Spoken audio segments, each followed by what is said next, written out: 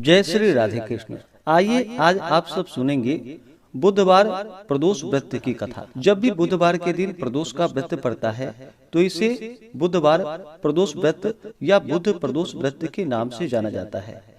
जो भी भक्त सच्ची श्रद्धा के साथ, नियम और निष्ठा के साथ बुध प्रदोष का व्रत करते हैं, इस दिन भगवान शिव जी का पूजन करते हैं, साथ में शिव परिवार का पूजन करते हैं, तो इस व्रत के प्रभाव से मनुष्य के सभी प्रकार के पापों का नाश होता है तथा मनुष्य सदा ही सुखी रहता है। इस व्रत को अगर विधवा स्त्री धारण करे तो उन्हें धर्म की प्राप्ति होती है। सुहागन नारियों का सुहाग अटल रहता है, बंदी कारागार से छूट जाते हैं। जो स्त्री पुरुष जिस कामना को लेकर के इस व्रत को धारण करते हैं, उनकी सभी कामनाएं देवादिदेव महादेव जी पूरी करते हैं। सूत जी कहते हैं कि त्रयोदशी का व्रत करने वाले को 100 गायों को दान करने का पुण्य फल प्राप्त होता है। इस व्रत को जो विधि विधान के साथ करता है, उसके सभी प्रकार के दुख दूर होते हैं। प्रदोष व्रत के दिन विशेष प्रकार से भगवान शिव जी का सुबह और शाम के वक्त पूजन करना चाहिए।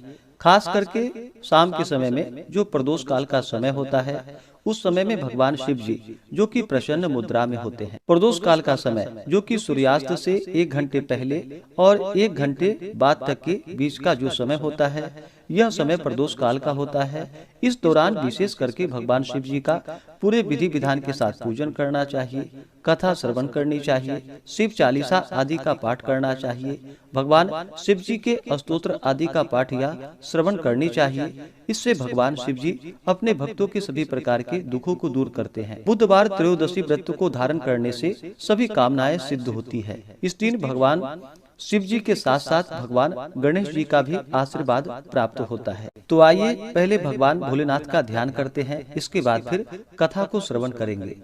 ओम ध्यायेत नित्यं महेशं रजतगिरिनिभं चारुचंद्रावतंसं रत्नाकल्पोज्ज्वलांगं परशुमृगवराभीतिहस्तं प्रसन्नं पद्मासीनं समन्तात् अस्तुतममर्ग्नैर्व्याघ्रकीर्तिं वसानं विश्वाद्यं विश्वबीजं निखिलभयहरं पंचवक्त्रं त्रिनेत्रम्।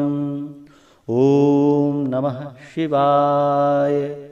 तो बोलिए प्रेम से भगवान भोलेनाथ की जय, माता पार्वती की जय, भगवान गणेश की जय।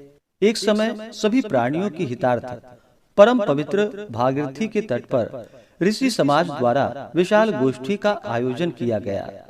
विज्ञ महर्षियों की एकत्रित सभा में व्यास जी के परम शिष्य पुराणवेत्ता श्री सूत जी हरि कीर्तन करते हुए पधारे।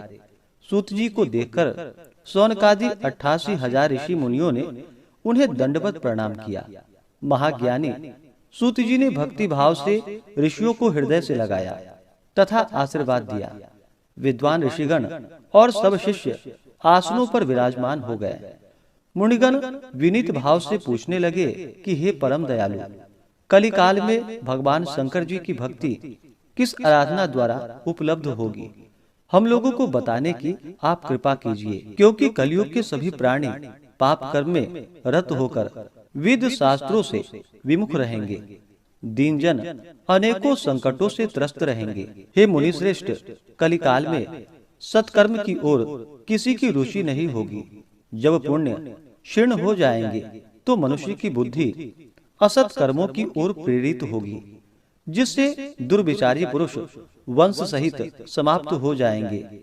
इस अखिल भूमंडल पर जो मनुष्य ज्ञानी होकर ज्ञान की शिक्षा नहीं देता, उस पर परम पिता परमेश्वर कभी प्रसन्न नहीं होते। हे महामुने, ऐसा कौन सा उत्तम व्रत है जिससे मनोवांछित फल की प्राप्ति होगी? कृपा कर आप मुझसे कहिए। ऐसा सुनकर दयालु हृदय श्री सूत जी कहने लगे कि हे श्रेष्ठ मुनियों तथा सौनक जी, आप धन्यवाद के पात्र हैं। आपके विचार सराहनीय हैं एवं प्रशंसनीय हैं।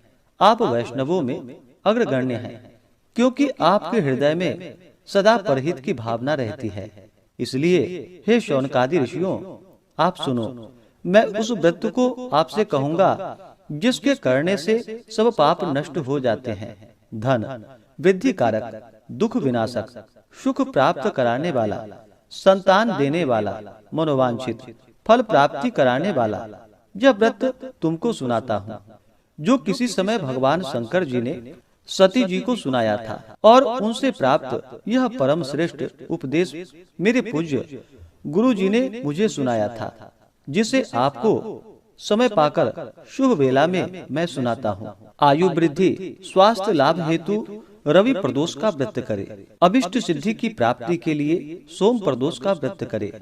रोगों से मुक्ति और स्वास्थ्य लाभ हेतु मंगल प्रदोष का व्रत करे। सभी कामना की सिद्धि के लिए बुध प्रदोष का व्रत करे। शत्रुओं पर विजय की प्राप्ति के लिए तथा शत्रुओं के विनाश के लिए गुरुवार बृहस्पति प्रदोष का व्रत करे। सौभाग्य स्त्री की समृद्धि के लिए शुक्र प्रदोष का व्रत करे। पुत्र प्राप्ति हेतु शनि प्रदोष का व्रत करे। प्रदोष व्रत के दिन प्रातः काल स्नान कर निराहार रहकर शिव जी का ध्यान करे। शिव जी के ध्यान में मग्न हो शिव मंदिर में जाकर शंकर जी की पूजा करे। पूजा के पश्चात अर्धपुंड त्रिपुंड का तिलक धारण करे। बेलपत्र चढ़ाएं, धूप दीप अक्षत से पूजा करे। ऋतु फल चढ़ाएं। ओम नमः शिवाय मंत्र का रुद्राक्ष की माला से जप करे। ब्राह्मणों को भोजन कराकर सामर्थ्य के अनुसार दक्षिणा दे। तत्पश्चात मौन व्रत धारण करे। व्रती को सत्य भाषण करना आवश्यक है। प्रदोष का व्रत जो कि 11 या 26 त्रयोदशी व्रत करनी चाहिए। इसके बाद फिर व्रत का उद्यापन करना चाहिए और हवन की आहुति देनी चाहिए। इससे अभिष्ट फल की प्राप्ति होती है। व्रती पृथ्वी पर शयन करे, इससे सर्व कामना सिद्ध होती है। और यह व्रत श्रावण मास में हो तो इसका विशेष महत्व होता है। यह सर्व सुख धन आरोग्यता देने वाला है। यह व्रत इन सब मनोरथों को पूर्ण करता है। हे ऋषिवरों, यह प्रदोष व्रत मैंने जो आपको बतलाया, किसी समय शंकर जी ने सती जी को और वेद व्यास मुनि ने मुझको सुनाया था। शौनकादि ऋषि बोले कि हे पूज्यवर महामते, आपने यह व्रत परम गोपनीय मंगलप्रद कष्ट निवारक बतलाया है। इस प्रकार आप हमें प्रदोष व्रत की कथा को सुनाइए। सूत जी बोले, ऋषियों, अब मैं आपको बुध त्रयोदशी प्रदोष व्रत की कथा सुनाता हूँ। आप ध्यान पूर्वक सुनिए। प्राचीन काल की कथा है। एक पुरुष का नया नया विवाह हुआ था। वह गौने के बाद दूसरी बार पत्नी को लिवाने अपनी ससुराल पहुंचा।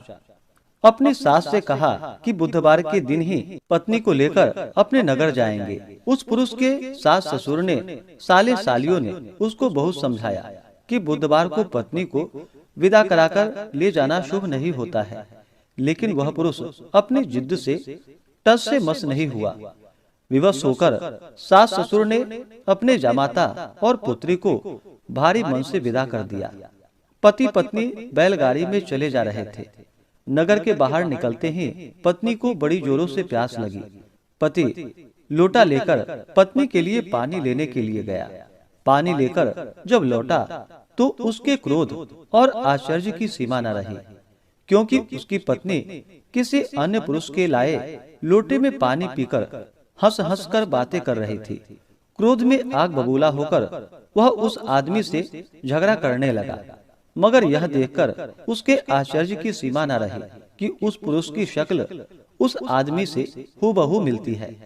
हम शक्ल आदमियों को झगड़ते हुए जब काफी देर हो गई तो वहां आने जाने वालों की भीड़ एकत्रित हो गई।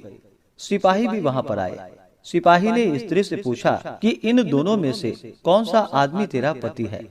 तो वह बेचारी असमंजस में पड़ गई, क्योंकि दोनों की शक्ल एक दूसरे से बिल्कुल ही मिलती थी। बीच राह में अपनी पत्नी को इस तरह देखकर उस पुरुष की आंखें भर आई। वह भगवान शंकर जी से प्रार्थना करने लगा कि हे भगवान, आप मेरी और मेरी पत्नी की रक्षा कीजिए। मुझसे बड़ी भूल हो गई जो मैं बुधवार को पत्नी को विदा करा कर लाया। भविष्य में ऐसा कदापि अपराध नहीं करूंगा। उसकी वह प्रार्थना जैसे ही पूरी हुई कि दूसरा पुरुष अंतर ध्यान हो गया और वह पुरुष सकुशल अपनी पत्नी के साथ अपने ससुराल पहुंच गया। उस दिन के बाद पति पत्नी नियम पूर्वक बुधवार प्रदोष का व्रत करने लगे। तो बोलिए प्रेम से भगवान भोलेनाथ की जय। माता पार्वती की जय। ऐसे ही ज्ञानवर्धक जानकारियाँ प्राप्त करते रहने के लिए चैनल पे अगर आप पहली बार आए हैं तो चैनल को लाल बटन दबा करके सब्सक्राइब करें, साथ में बेल आइकन घंटी को दबाएं ताकि आने वाली वीडियो का नोटिफिकेशन आपको समय से मिलता रहे।